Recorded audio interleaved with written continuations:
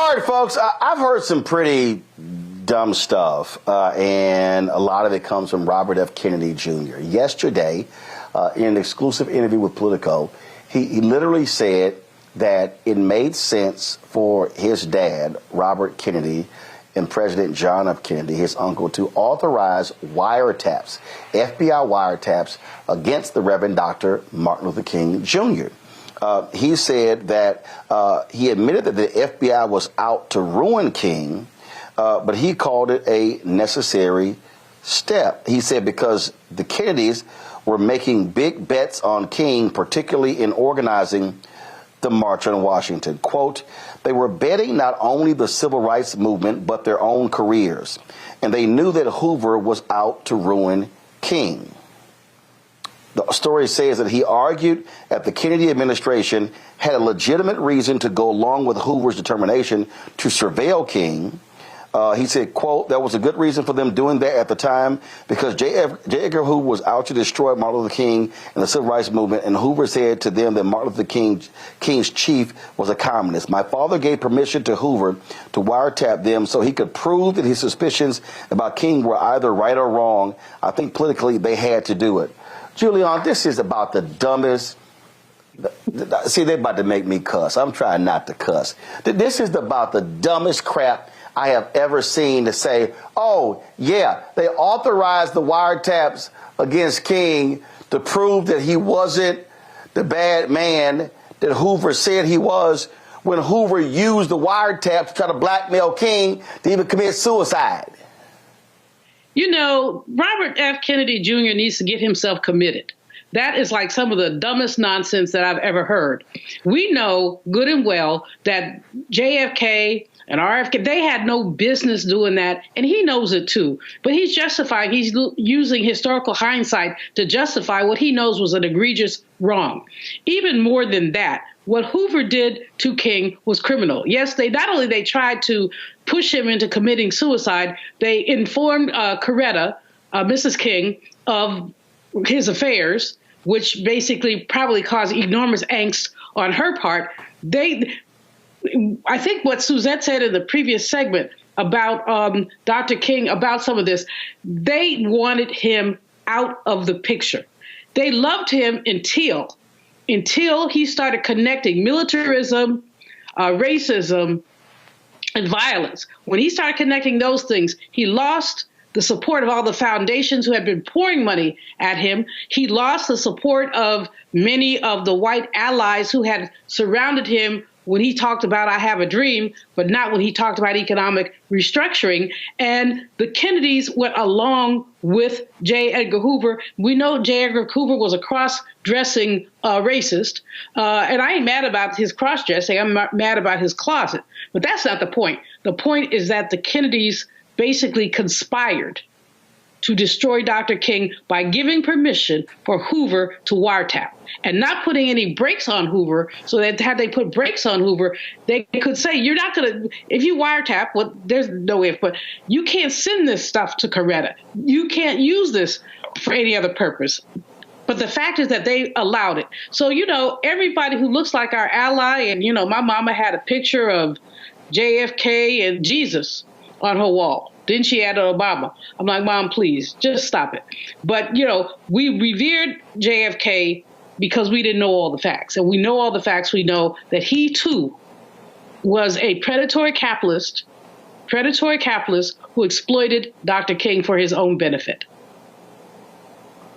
Suzette, I'm laughing because he's like, yeah, they wiretapped King because they were betting on King. Hell, black people were betting on JFK. So this notion that, oh, they had to wiretap King to really find out, to prove to Hoover that he wasn't like that. No, man, yo, seriously? No. This is dumb. It's shameful and despicable. The reality is one of the greatest mistakes Robert F. Kennedy ever made was authorizing that wiretap of Dr. King, because that gave J. Edgar Hoover more ammunition to try to destroy MLK. And what the FBI did with COINTELPRO, this in essence is RFK Jr. essentially defending COINTELPRO, which targeted black leadership across the country? Yeah, I think as the young people would say, Roland, they would say, stop the cap, sir. I don't understand why he felt it was necessary to try to defend this. It is actual evidence now, again, with everything that has come out since his death, that, the Kennedys were duplicitous, right? They are cool with you in public, like many politicians. And then if they happen to find something that might work in their favor to be able to, bring you down at the same time, it would work for them, right? So they kind of gave, they did give J. Edgar Hoover kind of this open blank check to go after him. And like you're saying, so many others in the civil rights movement. What about all those other people? Were they betting on them as well as they were trying to find all kinds of information to try to destroy them? There were no FISA courts at that time. There were no judges to pre-approve this type of stuff. That it was just a here you go. And this man with this personal vendetta and mission to stop the civil rights movement in its tracks and to stop Dr. King in particular and to make his life hell was the purpose. And they knew it, right? The Attorney General, RFK's dad, knew about it. His uncle, the president, knew about it. But I don't understand why he felt it would be a good argument to make now that somehow there was something defensible about it. No, they were duplicitous. They wanted good and bad information that they could use for their benefit in the future. It's 7 o'clock. Well, and the thing here, first off, the wiretaps were approved on October 10th, 1963. And so here's a perfect example. I just pulled this up here. So Attorney General Robert Kennedy approves FBI wiretaps on Dr. King on October 10th because of allegations that two of his aides had communist associations. I don't know what the hell Robert F. Kennedy Jr. talking about. And then he said, I think my father, I think John F. Kennedy, the uncle, privately warned King about the wiretaps. King and JFK had an explosive confrontation on June 22nd, 1963, about those allegations, and so that's just absolutely nonsense. And in fact, those same wiretaps embarrassed Robert Kennedy when he ran for the United States Senate in 1964, for president in 1968. So sorry, RFK Jr., you're full of crap. You're full of crap. And in fact, the FBI tried to blackmail King by sending him a letter on November 21st, 1964, that was sent to his wife that contained tape recordings of King supposedly having sex with other women and strongly urging him to kill himself. But sure, RFK Jr., it was about them betting big on MLK. This is what happens, Julian, when folks are trying to rewrite the story after the fact, and we ain't letting that happen.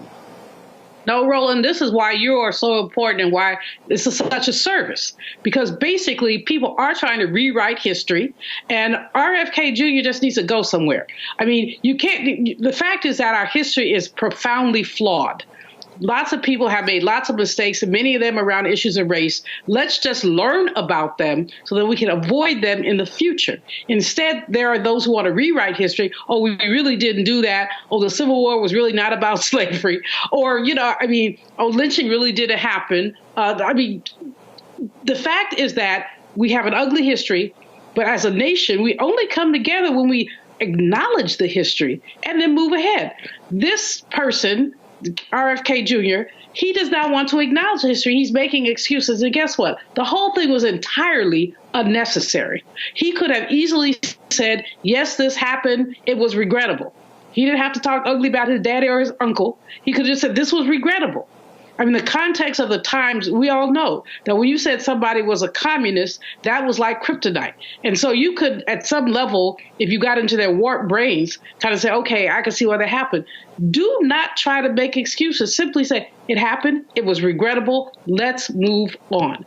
But these folks want to clean it up. They want to try to do this kumbaya crap. And it's infuriating, but it's also disgusting, Roland. We look at basically the record that they continue to try to cut and paste, just like the orange man talking about the people being hostages, the people who starved the Capitol being hostages. Well, if you're a rhetorician, you can say anything about anything and think it means anything. But those of us who know and believe in the truth and believe in freedom, as Vice President Harris said, will not go down like this. So let's continue to snatch off the blinders and tell the truth. And RFK Jr. just needs to go somewhere.